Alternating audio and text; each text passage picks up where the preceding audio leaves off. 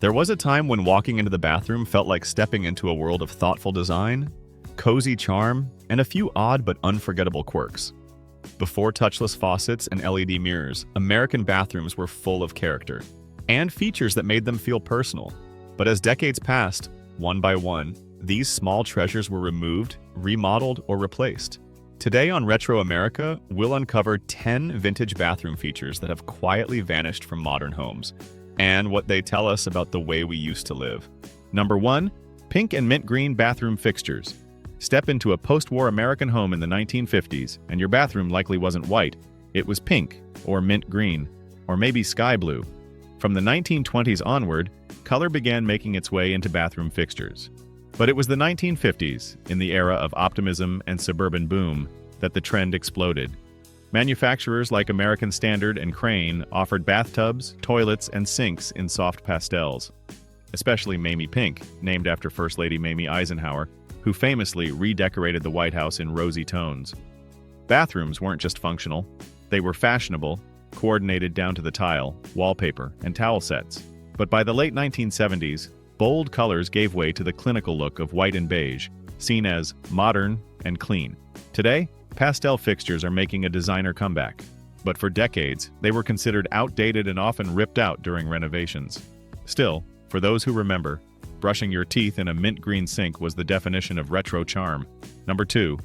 Pull chain toilets. Before the modern toilet tank sat behind the bowl, it used to hang above your head. Enter the pull chain toilet, a classic bathroom fixture in the early 20th century, where a water tank was mounted several feet above the bowl, connected by a long pipe.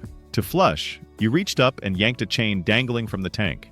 These high-tank toilets were common in homes and public restrooms from the 1900s through the 1930s, designed to use gravity for a strong flush.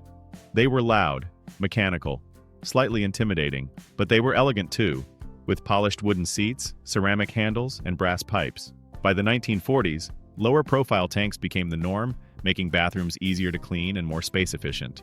Today, pull-chain toilets survive in a few vintage-style restorations. But for most, they're a faded memory from Grandma's old house or an old movie scene. Number 3. Carpeted bathroom floors. If there was ever a bathroom design choice that made people raise an eyebrow, this is it. Wall-to-wall carpet in the bathroom. From the 1960s through the 1980s, it was trendy to install plush carpet in the bathroom, right up to the bathtub and toilet. Some were shag, some were deep pile, some even matched the bedroom. Why? Warmth, mostly. Tile was cold on bare feet, and carpet made the bathroom feel cozy and upscale. Plus, ads in the 70s promoted it as a symbol of comfort and luxury. But the reality? Moisture and carpet are a bad mix. Trapped water led to mildew, smells, and stains. Hygiene was questionable at best. By the 1990s, carpeted bathrooms were widely mocked and removed. Still, for those who lived through it, stepping onto a soft carpet after a bath felt oddly comforting, until you realized the towel had leaked. Number 4. Penny tile flooring. Back in the early 20th century, bathrooms were designed with durability in mind, and one of the most charming examples of that was the penny tile floor.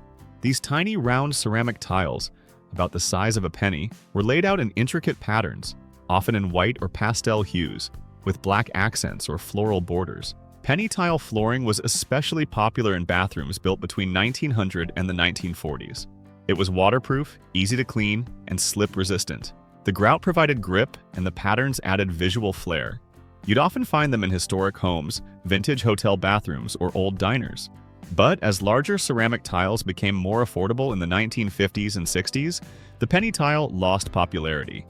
Labor costs to install them were higher, and design tastes shifted to minimalism. Today, they've returned in high-end remodels. But back then, they were a humble staple of hardworking bathrooms. Number 5. Razor blade disposal slots. Here's a strange one.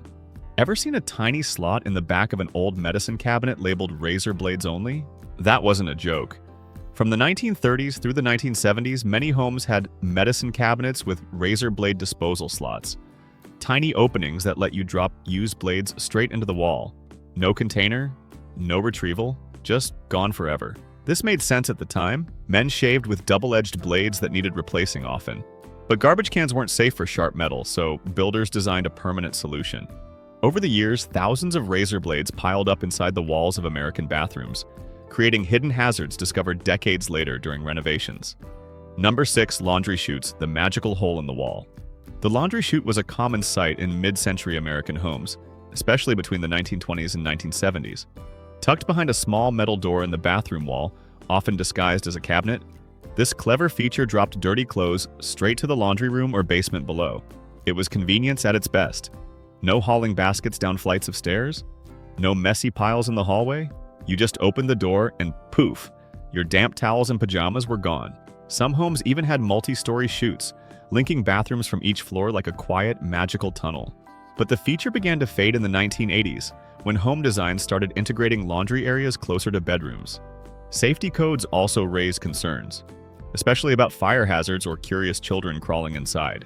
Still, for anyone who grew up tossing socks down the chute, the memory lives on, soft and echoing. Number 7. Wall-mounted bathroom heaters. Step out of the shower today and you might turn on heated floors. But back in the 1940s through the 1960s, cozy comfort came from a wall-mounted bathroom heater. These compact units, usually embedded in tile or drywall, blew warm air into the room with a flip of a switch. You'd hear a little fan whirl to life, and in seconds the room felt like a sunbeam. Especially in cold climates, these heaters were lifesavers on chilly mornings. Many were installed during post-war home building booms and were considered a sign of modern luxury. But as homes moved to central heating systems in the 1970s and 80s, these units became outdated. They were hard to repair, loud, and could become fire hazards if not maintained properly. Still, the feeling of warm air hitting your toes after a winter bath? It's a small detail, but one that left a lasting impression. Number 8. Clawfoot tubs. Before the days of fiberglass and acrylic shower inserts, there stood a timeless centerpiece of American bathrooms, the clawfoot tub. Introduced in the late 1800s, these freestanding cast-iron bathtubs featured elegant, curled feet and a deep basin that invited long, luxurious soaks. By the 1920s and 1930s, clawfoot tubs were the gold standard, especially in larger homes where bathing was as much an escape as it was hygiene. Their charm wasn't just in their looks, they were practical too. Easy to clean around, visually open, and extremely durable. But in the post-war era, tastes began to change. Homeowners wanted modern, space-saving options. Wall-mounted tubs with showers became the norm in the 1950s, and by the 1960s, most clawfoot tubs were removed in favor of sleek, built-in units. Number 9. Half-tiled walls. Half-tiled bathroom walls, also known as tile wainscoting, were once a defining feature of American homes. From the 1920s through the 1970s, it was common to see bathroom walls tiled halfway up, usually in bright colors: powder blue, coral pink, lemon yellow. Many designs included contrasting trim along the top for added flair. This style wasn't just aesthetic, it was practical. Tile is water-resistant and easy to clean, making it perfect for splash zones near the sink or tub. And for builders, it was a sign of care and craftsmanship. But by the 1980s, design trends turned toward drywall and paint. Tile was now seen as dated, and the colorful combinations were often covered up with neutral tones. Still, vintage tile work is making a comeback in some modern renovations. Because let's be honest, there's something comforting about standing in a bathroom that knows it's a bathroom. Number 10. Freestanding medicine cabinets. Long before bathroom mirrors were glued to walls or tucked inside sleek modern vanities, American homes often had a freestanding medicine cabinet, a charming little box mounted above the sink, sometimes with tiny feet or a bit of trim, as if it had wandered in from the bedroom. From the 1920s to the 1960s, these cabinets weren't just for holding aspirin or shaving cream. They were part of the bathroom's personality. But as homes modernized in the 1970s and beyond, these vintage pieces were replaced by flush, built-in cabinets, or replaced entirely with minimalist mirrors. Though their disappearance went largely unnoticed for those who grew up with one, the freestanding medicine cabinet was a familiar friend, filled with the scents, sounds, and routines of daily life. Today, you'll still find them in antique stores, waiting patiently, with mirrors still intact, ready to reflect someone's story once again. And there you have it, 10 bathroom features that once made our homes feel functional, stylish, and personal, now lost to time. From laundry chutes to tile borders, from pastel toilets to cozy heaters, these weren't just decor. They were part of everyday American life. If you grew up with any of these in your home, or your grandparents, drop a comment below and share your memories. What do you miss most from the vintage bathroom? Let's bring the conversation and the charm back. And don't forget to subscribe to Retro America for more time-traveling tours through the heart of home life. Because here, we preserve the past, one memory at a time.